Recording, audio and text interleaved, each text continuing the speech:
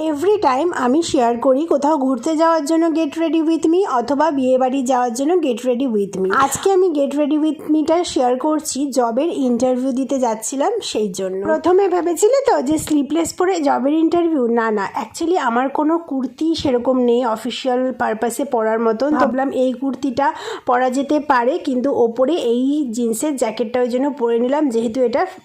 তারপরে এক গাদা তেল চিপচিপে চুলটাকে কি করব ভাবতে ভাবতে একটা হালকা করে পনিটেল করে নিলাম, আর একটু হালকা করে কাজল পরে নিলাম, আর হালকা করে একটু লিপস্টিক। জবের জন্য ইন্টারভিউ দিতে গেলাম, হলো কি হলো না সেটা তোমরা আমার বড় ব্লগে দেখতে পারবে। তোমরা জানো ইন্টারভিউ দিতে যাওয়ার জন্য এই পোশাক এই সাজটা ঠিক ছিল কিনা।